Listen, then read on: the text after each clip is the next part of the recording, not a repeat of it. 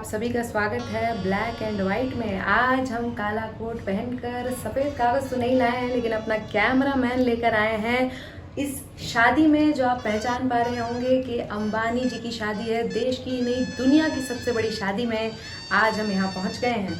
यहाँ पर कई सारे लोग आए हैं, जैसे यहाँ पर बाबा रामदेव आए हैं जो डांस करते हुए भी दिखे हैं। यहाँ पर स्वयं प्रधानमंत्री जी आए हैं विपक्ष को गाली देने के बाद कि वो अंबानी अडानी को गाली क्यों नहीं देते हैं। उनकी ही शादी में यहाँ पर मौजूद हैं वो लोग। यहाँ पर हमारे BND यानी के भाई एंड दोस्त, वो भी यहाँ पर पहुँच गए हैं। और आप सोच रहे होंगे कि हम इतनी बड़ी शादी में ये काला कोट और सफ़ेद शर्ट पहनकर फिर से क्यों आ गए हैं, तो हम आपको बताना चाहते हैं कि काला और सफ़ेद हमारी पहचान बन चुका है। यही काला और सफ़ेद पहनकर हम ट्रेन में भी चले जाते हैं और TT बनकर 100 करोड़ तो नहीं, लेकिन कुछ हज़ारों की उगाही ज़रूर कर लेते हैं। तो काला और सफ़ेद हमारे लिए बेहद ज़रूरी है। उगाही से हमें याद आता है कि हम मिले आज औरी से। हमारी ये तस्वीर देखकर आपको शायद औरी एंड द कॉकरोच की याद आ गई होगी, लेकिन औरी से मिलकर हमें एक बहुत बड़ा फ़ायदा हुआ है। उन्होंने एक बहुत बड़ा खुलासा किया है। उन्होंने बताया है कि वो अपने छोटे छोटे मिनियंस इधर उधर छोड़ के रखते हैं जो उनकी जगह पर इवेंट्स अटेंड करते हैं। तो उससे हमें ये आइडिया मिला है कि हम भी अपने छोटे छोटे सुधीराइंस इधर उधर घुमाएं, जो कि हमारी जगह पर 100 करोड़ की उगाही इधर उधर करते फिरें, जिससे कि जेल जाने के लिए हमसे पहले उन्हें पकड़ा जाए। तो इससे हम जेल जाने से भी बच सकते हैं।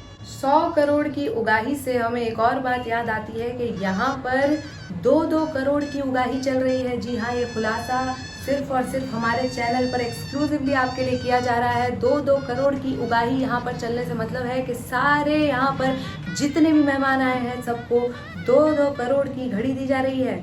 हमने ये मौका देखते ही उस पर चौका मारना चाहा। आओ देखा ना ताओ, लग गए घड़ी की लाइन में और 50 बार लाइन में लगने के बाद 2-2 करोड़ की घड़ी हासिल करके हमने कुल मिलाकर 100 करोड़ की उगाही कर ली।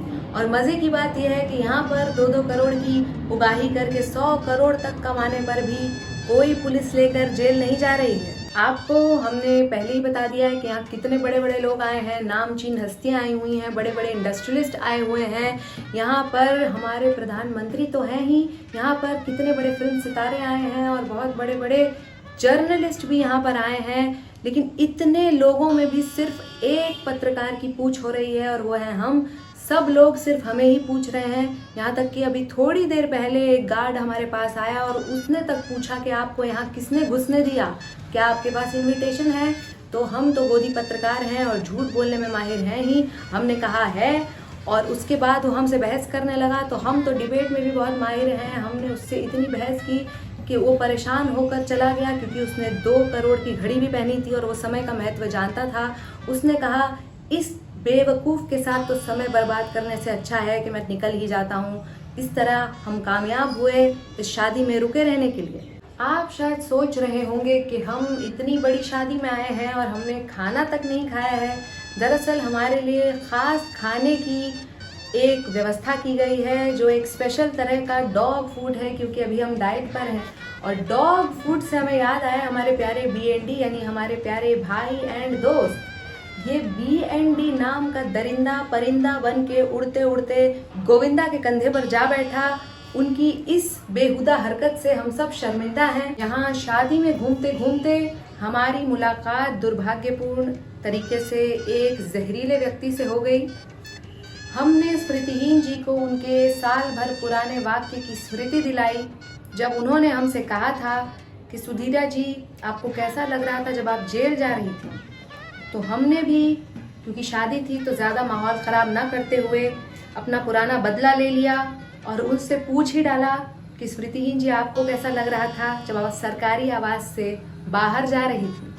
तो रफ्ता रफ्ता करते ये हफ्ता भी निकल गया और दुनिया की सबसे लंबी शादी भी शायद ख़त्म हो गई, ऐसा आपको लग रहा होगा, लेकिन ऐसा है नहीं।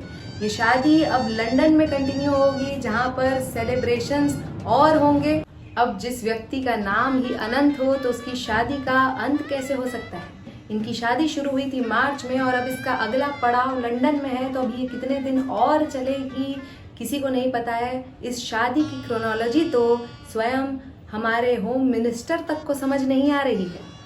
तो ये व्लॉगिंग वगैरह तो होती रहेगी। अब आपसे विदा लेने का समय आ गया है, हमें जाकर बिस्किट की लाइन में भी लगना है और पार्ले जी की उगाही करनी है। उसके अलावा हमें घर भी खाना पैक करके ले जाना है, क्योंकि उसके बाद हम उसे जोमेटो और स्विगी पर बेच भी देंगे, क्योंकि पैसा जहाँ से भी आ रहा हो बटोरते रहना चाहिए, कोई मौका छोड़ना नहीं चाहिए। इसी के साथ नमस्कार।